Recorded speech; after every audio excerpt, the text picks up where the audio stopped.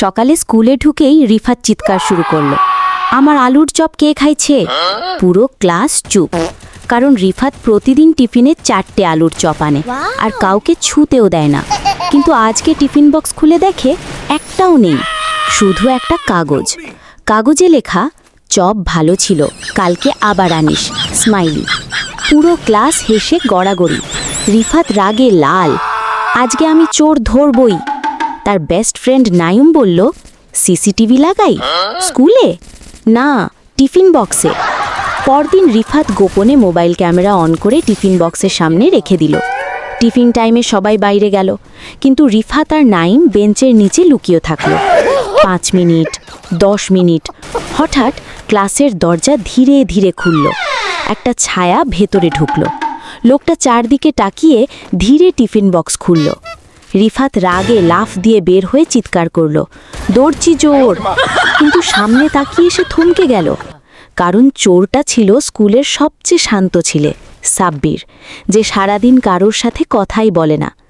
সাব্বির মুখ নিচু করে বলল, সরি, আমি শুধু একটা খেতে চেয়েছিলাম।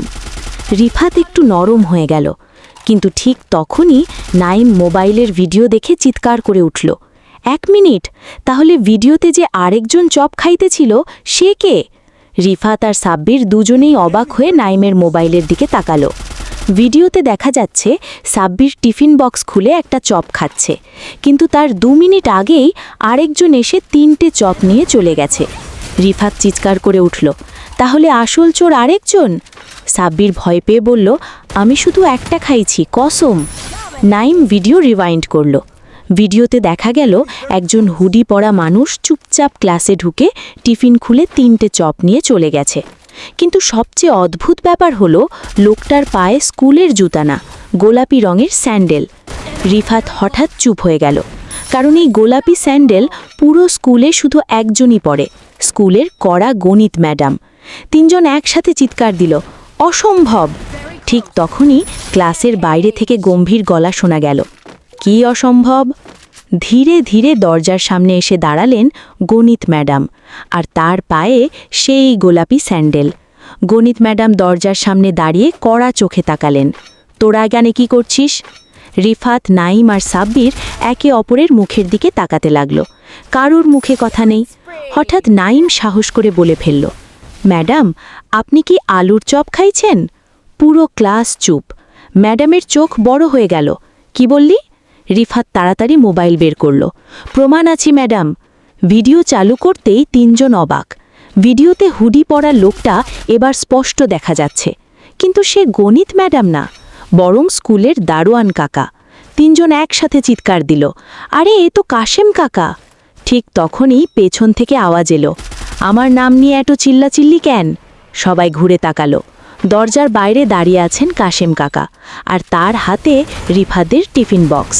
রিফাত রাগে বলল, আপনি আমার চপ চুরি করেন? কাশেম কাকা মাথা চুলকে বললেন, আরে না বাবা, আমি তো শুধু বক্সটা ফেরত দিতে আসছি। তাহলে ভিডিওতে কে ছিল? কাকা ভিডিওর দিকে তাকিয়ে হঠাৎ চুপ হয়ে গেলেন। তারপর আস্তে করে বললেন, এই লোকটারে তো আমি চিনি। সবাই একসাথে এগিয়ে এলো, কে উনি? কাশেম কাকা ঢোক গিলে বললেন, উনি এই স্কুলের আগের ক্যান্টিন মালিক। তাহলে সমস্যা কোথায়? কাকা কাঁপা গলায় বললেন, সমস্যা হলো উনি 5 বছর আগে স্কুল ছাড়েন না, উনি মারা গেছেন। ঠিক তখনই ক্লাসের পেছন থেকে একটা গলা শোনা গেল, আজকে চপ কম আনছিস কেন রিফাত?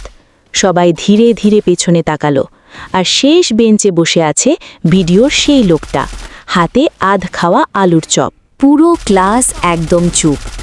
শেষ বেঞ্চে বসে থাকা লোকটা ধীরে ধীরে চপ খাচ্ছে, চিবোচ্ছে, হাসছে, আর সোজা রিফাতদের দিকেই তাকিয়ে আছে।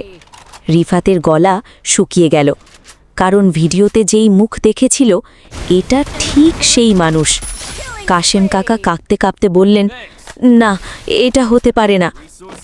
লোকটা ধীরে উঠে দাঁড়ালো, তারপর হাসতে হাসতে বলল, কি কাশেম, আমাকে দেখে ভয় পাচ্ছ? নাইম প্রায় কেঁদে ফেলল, ভাই, আমি বাসায় যাবো। কিন্তু দরজা হঠাৎ নিজে নিজে বন্ধ হয়ে গেল। ধাম! সবাই চিৎকার দিয়ে উঠল। লোকটা এবার রিফাতের দিকে তাকিয়ে বলল, তোর চপ সত্যি অনেক মজা, রিফাত ভয় পেয়ে বলল, আপনি ভূত নাকি? লোকটা কয়েক সেকেন্ড চুপ থেকে বলল, না, আমি ক্ষুধার্ত মানুষ। তারপর হঠাৎ পুরো ক্লাস ঠান্ডা হয়ে গেল। ফ্যান নিজে নিজে ঘুরতে শুরু করল।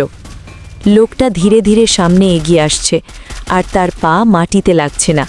সাব্বির চিৎকার করে উঠল, ভাই, উনি ভাসতেছে। ঠিক তখনই গণিত ম্যাডাম হঠাৎ ব্যাগ থেকে একটা স্প্রে বের করে লোকটার দিকে ছুঁড়ে মারলেন। ফস! লোকটা চিৎকার দিয়ে ধোঁয়ার মতো মিলিয়ে গেল। সবাই অবাক। রিফাত অবাক হয়ে বলল, ম্যাডাম, আপনি এসব জানেন? গণিত ম্যাডাম চশমা ঠিক করে শান্ত গলায় বললেন, এটা প্রথমবার না। মানে? ম্যাডাম দীর্ঘশ্বাস ফেললেন। তারপর বললেন, এই স্কুলে শুধু চপ চোর না, আরও অনেক কিছু ঘোরে। ঠিক তখনই স্কুলের মাইকে ভেসে এলো একটা কণ্ঠ, সব ছাত্রছাত্রী দ্রুত স্কুল ত্যাগ করো, ক্যান্টিনের দিক থেকে আবার শব্দ আসছে। পুরো স্কুলে হঠাৎ সাইরেন বাজতে শুরু করল, টিন টিন টিন। সব ছাত্রছাত্রী দৌড়াদৌড়ি শুরু করে দিল, কিন্তু রিফাতরা এখনও ক্লাসে দাঁড়িয়ে। গণিত ম্যাডাম দ্রুত বললেন, তোরা আমার সাথে আয়। কোথায়? ক্যান্টিনে। নাইন প্রায় কেঁদে ফেলল, ম্যাডাম, ভূতের কাছে যামু? ম্যাডাম রাগী চোখে তাকালেন, ওটা ভূত না, ওরা ক্ষুধার্ত। ক্ষুধার্ত মানে?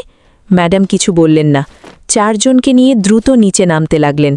পুরো স্কুল অদ্ভুত ঠান্ডা। ক্যান্টিনের সামনে পৌঁছতেই দেখা গেল দরজা আধ খোলা। ভেতর থেকে থালা বাসনের শব্দ আসছে, টং টাং টং। কাশেম কাকা ফিসফিস করে বললেন, আবার শুরু হয়েছে। গণিত ম্যাডাম ধীরে দরজা খুললেন। ভেতরে ঢুকে সবাই থমকে গেল, কারণ পুরো ক্যান্টিন এলোমেলো, চেয়ার উল্টানো, মেঝেতে সস